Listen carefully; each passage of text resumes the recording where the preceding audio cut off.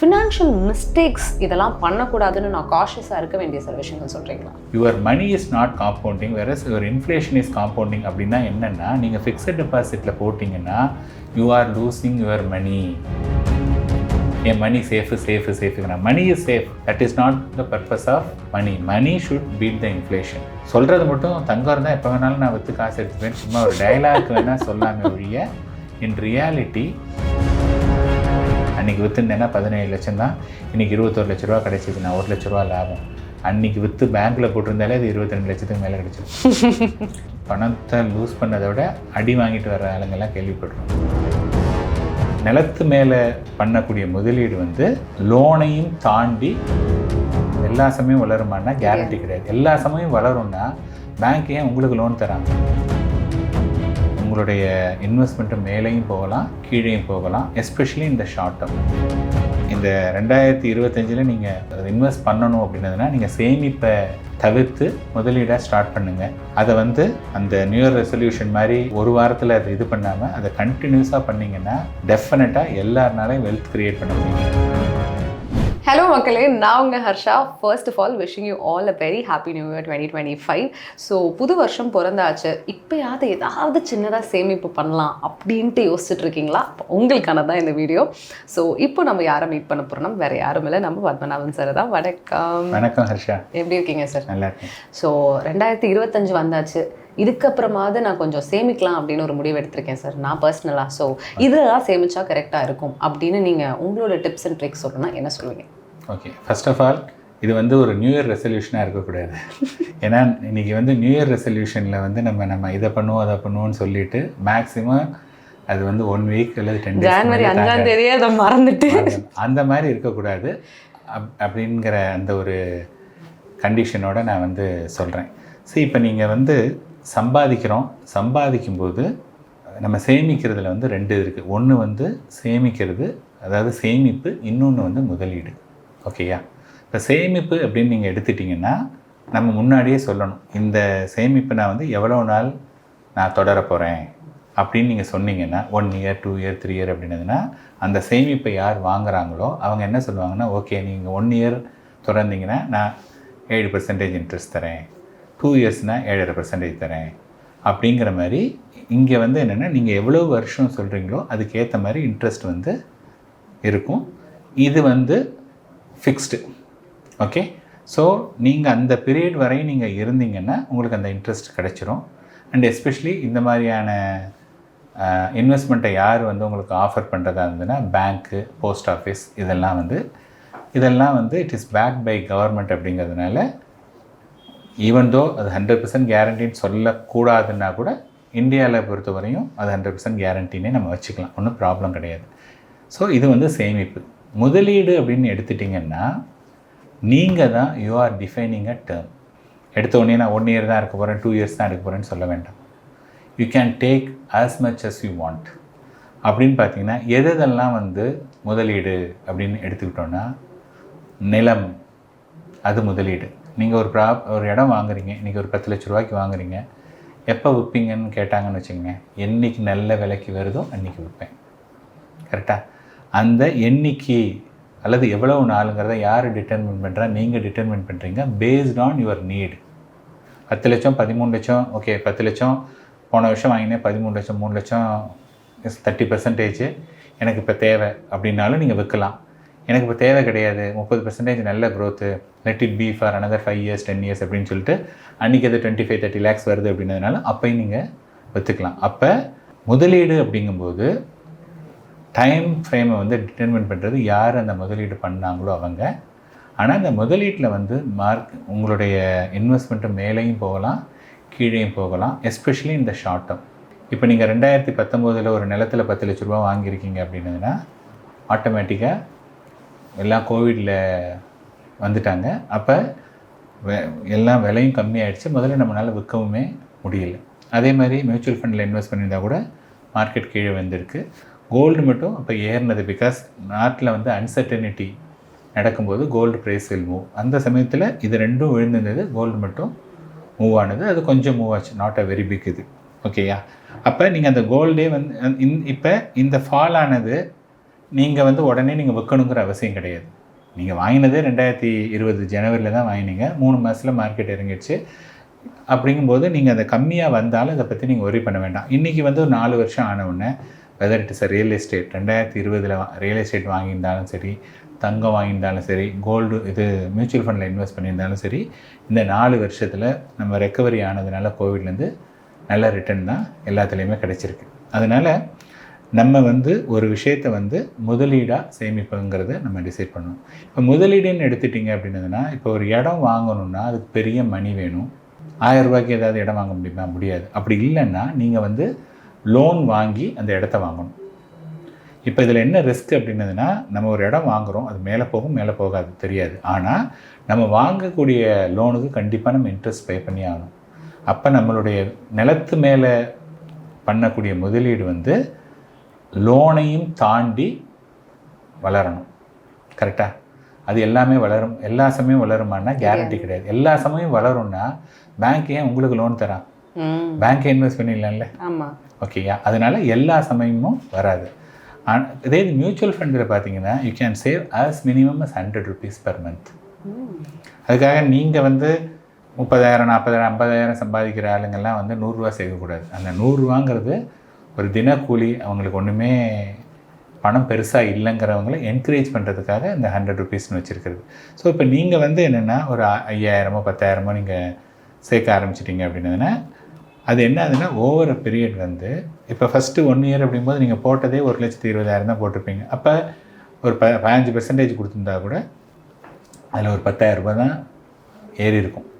அதே சமயத்தில் வந்து இதையே கண்டினியூ பண்ணும்போது லாங் டேர்மில் வந்து பார்த்திங்கன்னா அது நிறைய ரிட்டர்ன் கிடைக்குது. இங்கே வந்து you are not taking any loan and investing, you are investing your only a surplus.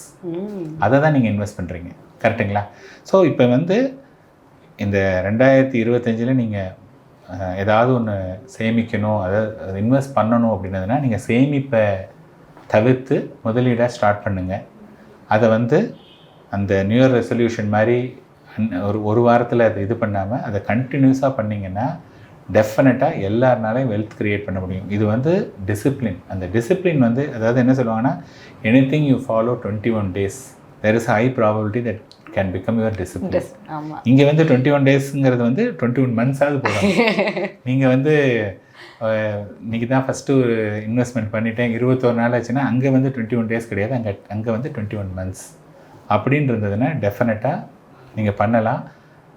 ஏன்னா நமக்கு வந்து அன்லைக் ஏர்லியர் ஜென்ரேஷன், இப்போ உங்கள் அப்பா அம்மா எங்கள் அப்பா அம்மா காலத்தில் வந்து அவங்களுக்கு என்ன தேவையோ அதுக்கு தான் வாங்கினாங்க.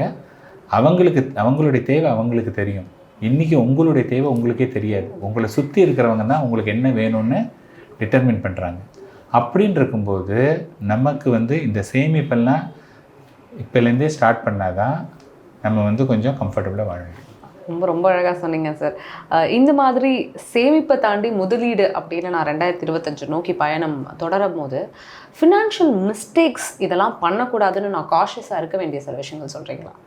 முதலீடு பண்ணணும் அப்படின்னதுன்னா என்னென்னலாம் ஆப்ஷன்ஸ் இருக்குது, அந்த ஆப்ஷன்ஸுடைய ரிஸ்க் வெர்சஸ் ரிவார்ட் அது நம்ம தெரிஞ்சுக்கணும். கரெக்டாக? இப்போ நீங்கள் சொன்னீங்க 2025 நான் வந்து I have decided to save something or invest சம்திங்கிறத டிசைட் பண்ணிட்டீங்க. இப்போ வந்து ஃபார் எக்ஸாம்பிள் ஃபஸ்ட்டு நமக்கு எல்லாருக்கும் தெரிஞ்சது ஒரு ஃபிக்ஸட் டெபாசிட். இப்போ ஒரு ஃபிக்ஸட் டெபாசிட்டை பொறுத்த வரையும் ரேட் வந்து என்ன அப்படின்னு பார்த்தீங்கன்னா நார்மலாக இன்ஃப்ளேஷன் பணவீக்கத்தை ஒட்டி தான் இன்ட்ரெஸ்ட்டு இருக்கும். இன்றைக்கி பணவீக்கம் வந்து ஆன் பேப்பரில் வந்து 6% அல்லது 7%ங்கிறாங்க. ஆனால் இன் ரியாலிட்டி வந்து பார்த்திங்கன்னா 7% கிடையாது. நீங்கள் வந்து ஒரு குடும்ப தலைவி, நீங்கள் வந்து ஃபேமிலியை ரன் பண்ணுறீங்க. நீங்கள் ஜஸ்ட் செக் பண்ணுங்கள், போன வருஷத்தில் உங்களுக்கு வந்து ஒரு 30,000 ரூபா மந்த்லி எக்ஸ்பென்சஸ் ஆனதுன்னா அதே monthly expenses you are not increasing anything. அதாவது புது தேவையை ஆட் பண்ணல. அதே அரிசி, அதே பருப்பு, அதே ஹோட்டலில் போய் சாப்பிட்றீங்க. இதே மாதிரி சேம் ரொட்டீன். போன வருஷம் 30 ஆனதுன்னா இந்த வருஷம் மினிமம் 33 இருக்குது. So which means 10%. இதுதான் நிதர்சனம். நான் சொல்கிறது நார்மல். இதில் வந்து இப்போ பார்த்தீங்கன்னா there is something called life stage inflation அப்படிங்கிறாங்க. எல்லாத்தையும் அப்கிரேட் பண்ணுறது. iPhone 14 இருக்கும்போதே 15 இருக்கும்போதே 16, பெருசாக டிஃப்ரென்ஸ் இல்லை. பட் நான் வந்து ஓகே சேம் நான் வந்து எல்லோரும் 16 வந்துருச்சு, நான் 14 தான் வச்சுருக்கேன், 15 தான் வச்சுக்கிறேன்னு நான் சொல்ல முடியும். ஸோ இதுக்கெல்லாம் வந்து there is no end. I am talking about the normal எடுத்துக்கிட்டிங்கனாலே, அது எடுத்திங்கனாலே வந்து க்ளோஸ் டு 10% வந்துடுது. ஆனால் கவர்மெண்ட்டுடையது பார்த்தீங்கன்னா 7%ங்கிறான். ஸோ ஓகே, நான் 7% நான் எடுத்துக்கிட்டேன்னா கூட பேங்க்கில் அதே 7% தான் கொடுக்குறாங்க. ஸோ இங்கே என்ன ஆகுதுன்னா, இன்ஃப்ளேஷன் இஸ் காம்பவுண்டிங். போன வருஷம் 30, இந்த வருஷம் 33, அடுத்த வருஷம் 37, அடுத்த வருஷம் 42 இப்படின்னு ஏறிட்டே இருக்குது.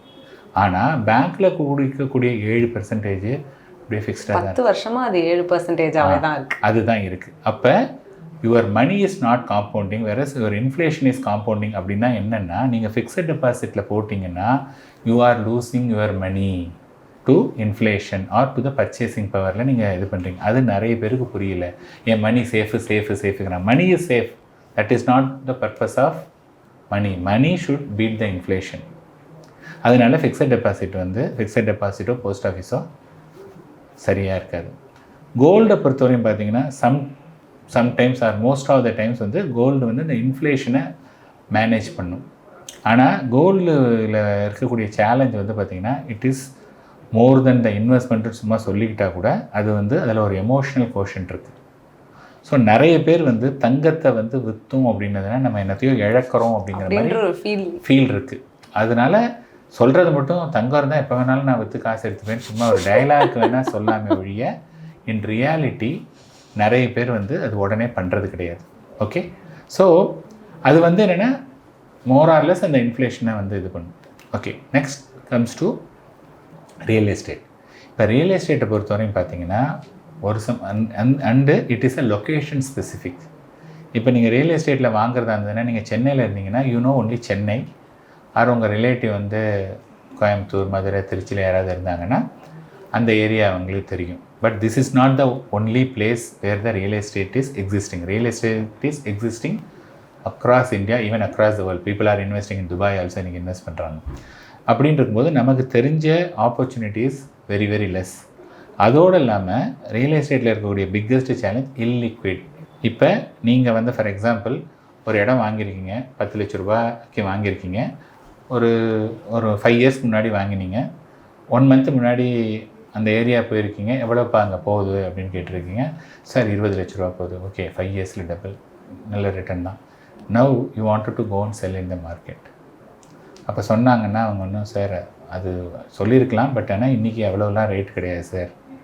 இங்கே வந்து பார்த்திங்கன்னா எல்லாம் ஏர்போர்ட் வருதுன்னாங்க, இந்த இது வருதுன்னாங்க, அது வருதுன்னாங்க, அதெல்லாம் எதுவும் வரல. இன்றைக்கி வந்து 16-17 தான் அப்படின்னா நீங்கள் வந்து, ஆனால் உங்கள் மைண்டு வந்து 20 காது கொடுத்து கேட்டுடுச்சு. அதனால் அங்கே ஃபிக்ஸ் ஆகிடுச்சு 20 தான். ஸோ 17ங்கிறத ஒத்துக்க மாட்டீங்க. நீங்கள் என்ன சொல்லுவீங்க? இப்போ நான் அதை விற்க மாட்டேன்ப்பா, ஏன்னா 20 தாண்டினாதோ அப்போ தான் நான் விற்பேன். நீங்கள் அப்படின்னா இப்போ இம்மீடியட்டாக அதை நீங்கள் விற்கவே முடியாது. Because you are quoting something which is there is no takers. அப்போ என்ன ஆகும் அப்படின்னதுன்னா, ஒரு 3 இயர்ஸ் 4 இயர்ஸ் கழிச்சு அதே 20 லட்சமோ 21 லட்சத்துக்கோ யாராவது ஒருத்தர் கேட்பாங்க. உடனே உங்கள் ஈகோ வந்து அப்பாடா அன்றைக்கி விற்றுருந்தேன்னா 17 லட்சம் தான், இன்றைக்கி 21 லட்ச ரூபா கிடச்சிச்சு, நான் 1 லட்ச ரூபா லாபம்.